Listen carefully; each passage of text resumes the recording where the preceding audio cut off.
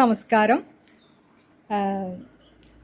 പൊന്നാനി കളരിയുടെ മണിപ്രവാളങ്ങൾ തേടി എന്ന അടയാളം പൊന്നാനിയുടെ സാഹിത്യ സംവാദ യാത്രാ പരിപാടിയുടെ രണ്ടാം ഘട്ടത്തിലെത്തി നിൽക്കുമ്പോൾ നമ്മളിന്ന് വന്നു നിൽക്കുന്നത് പൊന്നാനി താലൂക്കിലെ ആലങ്കോട് ഗ്രാമത്തിൽ ജനിച്ച് മലയാള സാഹിത്യത്തിൻ്റെ അഭിമാനമായി വളർന്നു നിൽക്കുന്ന ശ്രീ ആലങ്കോട് ലീലാകൃഷ്ണ മാഷിൻ്റെ വീട്ടിലാണ്.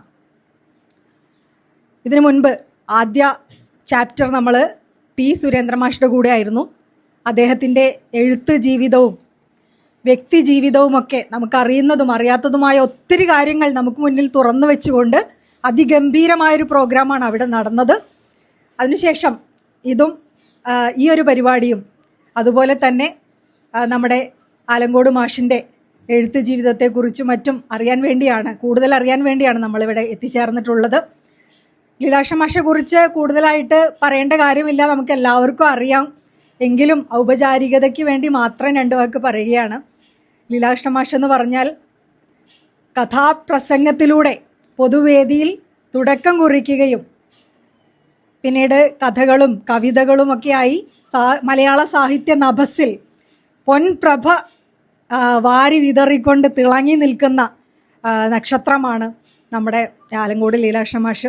അദ്ദേഹം ഒത്തിരി പഠനയാത്രകളൊക്കെ നടത്തിക്കൊണ്ട് പഠന ഗ്രന്ഥങ്ങളൊക്കെ രചിച്ചിട്ടുണ്ട്. അതൊക്കെ ഡോക്യുമെൻ്ററികളാവുകയും ചെയ്തിട്ടുണ്ട്.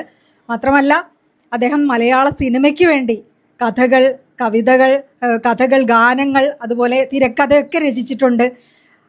അത്തരത്തിലുള്ള ഒരു മനുഷ്യൻ്റെ കൂടെ ഇന്ന് അടയാളം പൊന്നാനിക്ക് വന്നു നിൽക്കാൻ കഴിയുന്നത്, പൊന്നാനിയുടെ സ്വകാര്യ അഹങ്കാരമായ ആലങ്കോട് ലീലാകൃഷ്ണ മാഷിൻ്റെ കൂടെ അടയാളത്തിന് വന്നു നിൽക്കാൻ കഴിയുന്നത് അടയാളത്തിൻ്റെ ഏറ്റവും മികച്ചൊരു പരിപാടിയായി ഞങ്ങൾ അഭിമാനത്തോടു കൂടി ഇവിടെ കുറിച്ചു വയ്ക്കുകയാണ്.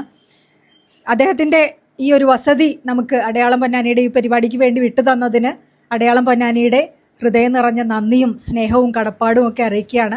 ഈ ഒരു പരിപാടിയിലേക്ക് എത്തിച്ചേർന്ന എല്ലാവർക്കും സ്വാഗതം പറയുകയാണ്. അദ്ദേഹത്തിൻ്റെ കവിത 2 വരി ചൊല്ലിക്കൊണ്ട് നിർത്താമെന്ന് വിചാരിക്കുന്നു. ഇനി എനിക്ക് ആരുമില്ലെന്ന് തോന്നുമ്പോൾ, ശ്രീ ആലങ്കോട് ലീലാകൃഷ്ണൻ. ഇനി എനിക്കാരുമില്ലെന്നു തോന്നുമ്പോൾ അരനിമേഷമീ മണ്ണിനെ നോക്കുക. ഇനി എനിക്കാരുമില്ലെന്നു തോന്നുമ്പോൾ അരനിമേഷമീ മണ്ണിനെ നോക്കുക.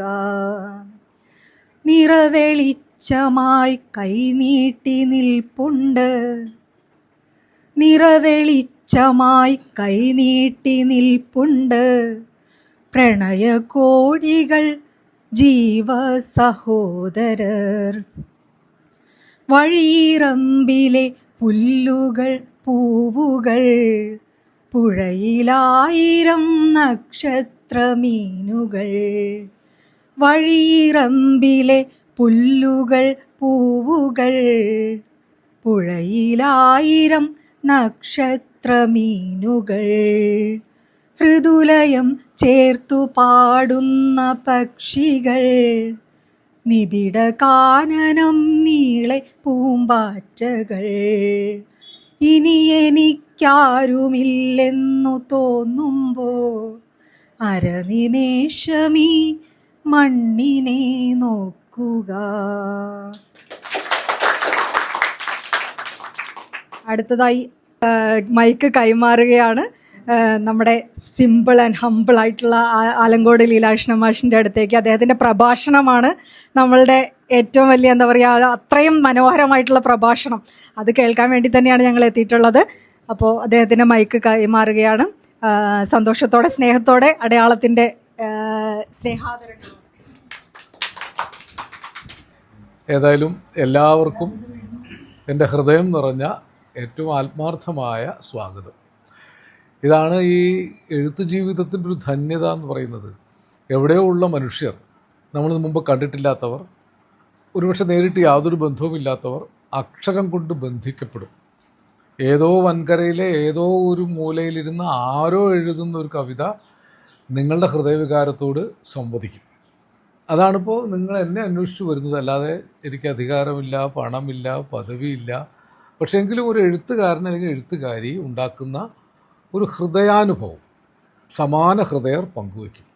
അങ്ങനെയാണ് ലോകത്തെന്നും സാഹിത്യം മനുഷ്യന് മാനവികത എന്ന വലിയ ഗുണം സമ്മാനിച്ചത്. മനുഷ്യരൊക്കെ മനുഷ്യത്വമുള്ളവരാണ്. എല്ലാ മനുഷ്യരും നല്ലവരുമാണ്. ചീത്ത മനുഷ്യരെ ലോകത്ത് ഉണ്ടായിട്ടില്ല. ചീത്ത മനുഷ്യരെന്ന വിഭാഗം ലോകത്തില്ല. പിന്നെ എങ്ങനെ ചീത്തയാവുമെന്ന് ചോദിച്ചാൽ സാഹചര്യങ്ങളുടെ സമ്മർദ്ദം കൊണ്ട് ചീത്തയാണെന്ന് തോന്നുന്നു. എനിക്ക് ചീത്തയാണെന്ന് തോന്നുന്ന മനുഷ്യൻ ലത്തീഫിന് നല്ല ആൾ ആവുകയും ചെയ്യും. ഇതിന് യാതൊരുവിധ മാനദണ്ഡവുമില്ല. നല്ലത് ചീത്ത, കറുപ്പ് വെളുപ്പ്, രാത്രി പകൽ, സുഖം ദുഃഖം, ജീവിതം മരണം, ഇത് രണ്ടും പോലെയാണ്. നന്മ തിന്മ. നന്മ മാത്രമായിട്ടൊരു ലോകവുമില്ല, തിന്മ മാത്രമായിട്ടൊരു ലോകവുമില്ല, ഇരുട്ട് മാത്രമായിട്ടൊരു ലോകവുമില്ല, വെളിച്ചം മാത്രമായിട്ടൊരു ലോകവുമില്ല, സുഖം മാത്രമായിട്ടൊരു ലോകമില്ല, ദുഃഖം മാത്രമായിട്ടൊരു ലോകമില്ല. ഇപ്പം എഴുത്തുകാരൻ ചെയ്യുന്നത് ഈ സുഖദുഃഖ സമ്മിശ്രമായ ഇരുളും പകലും നിറഞ്ഞ കറുപ്പും വെളുപ്പും നിറഞ്ഞ ജീവിതത്തെ നമുക്ക് പറ്റുന്ന വിധത്തിലാക്കുക, വീണയിടം വിഷ്ണുലോകമാക്കുക, ദുഃഖങ്ങളെ സന്തോഷമാക്കി മാറ്റുക. ദുഃഖം തീർക്കാൻ പറ്റില്ല, ദുഃഖത്തെ സന്തോഷമാക്കാൻ പറ്റും. ഒരു വേള പഴക്കമേറിയാൽ ഇരുളും മെല്ലെ വെളിച്ചമായി വരും. ശരിയായി മധുരിച്ചിടാം സ്വയം പരിശീലിച്ചൊരു കയ്പു താനുമേ. അപ്പോൾ ജീവിതത്തിൽ നിന്ന് എഴുത്തുകാർ പഠിക്കേണ്ട ഒരു കാര്യം, ചീത്ത എന്നൊന്നുമില്ല, നല്ലത് എന്നുമില്ല.